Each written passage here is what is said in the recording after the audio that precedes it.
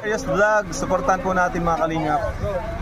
Maraming salamat po, and sa mga mga subscriber po ni Roel Malalag, sana po supportahan niyo po yung YouTube channel po ni Marius Vlog. Marius Vlog, yan, supportahan natin.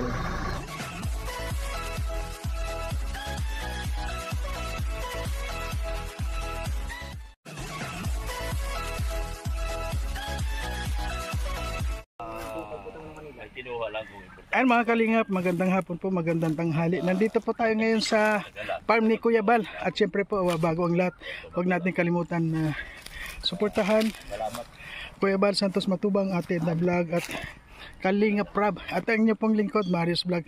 At kung hindi pa kayo nakakapag-subscribe sa ating channel, please subscribe naman po.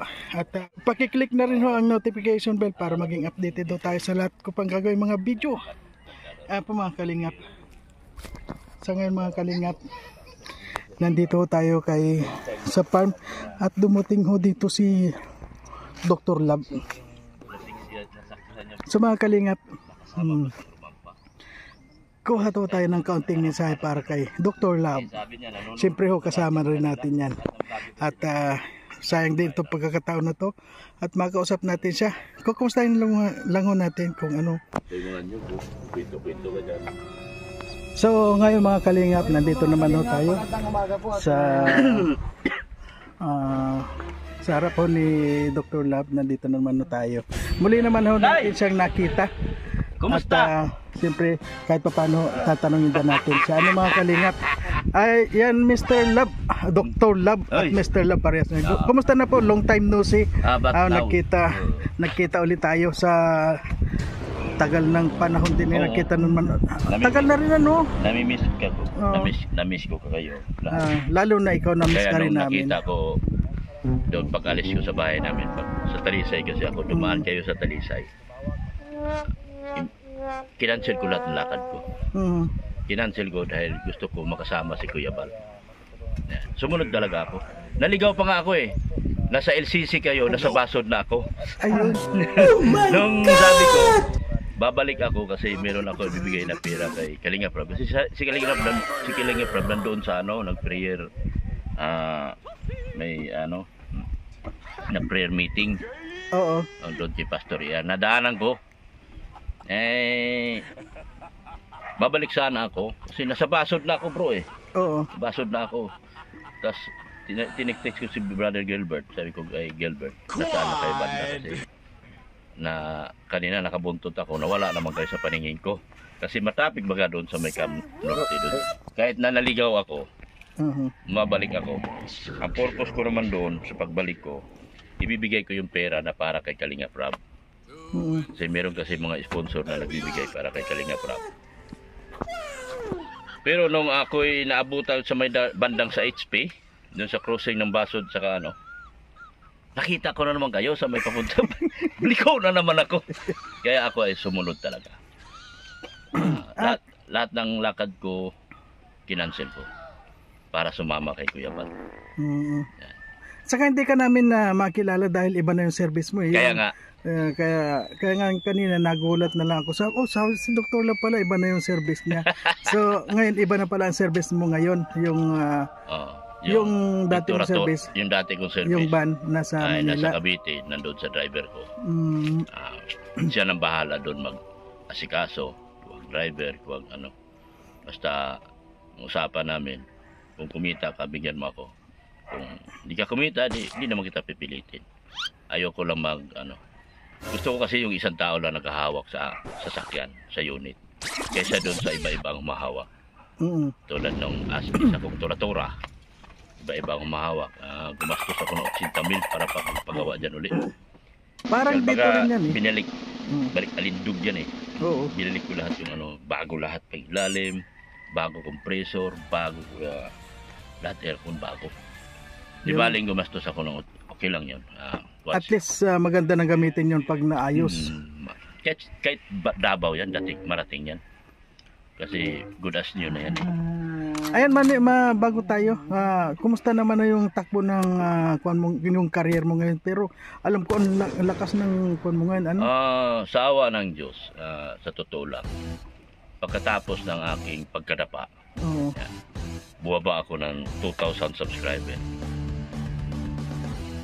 Nanghina naman ako noon. Pero hindi ibig sabihin nanghina ka, ayaw mo na. Magiging basihan mo yun para magsumikap ka pa.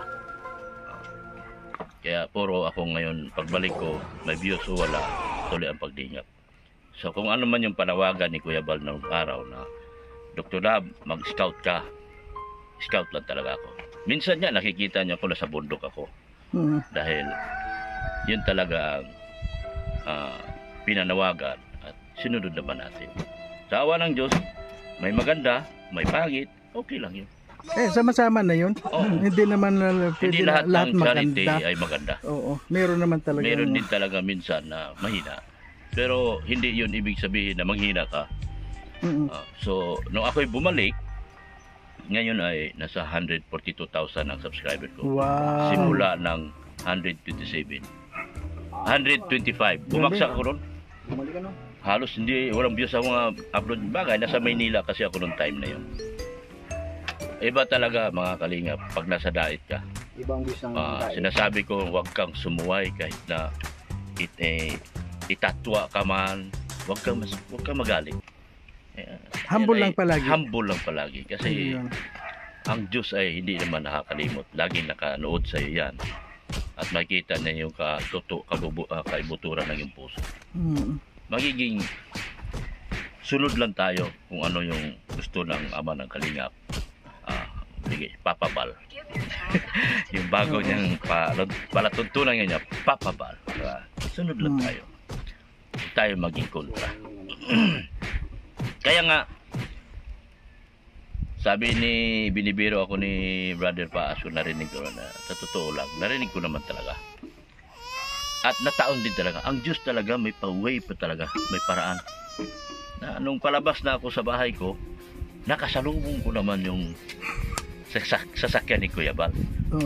Kasi kung hindi kasi ako pumupunta sa Lighthouse, bro. Kasi alam mo naman, may rules ako doon na bawal. Kaya kung magkita na lang sa labas, doon ako susunod talaga. Pag nakita ko na hindi ko na pakawalan yan, sasama at sasama ako.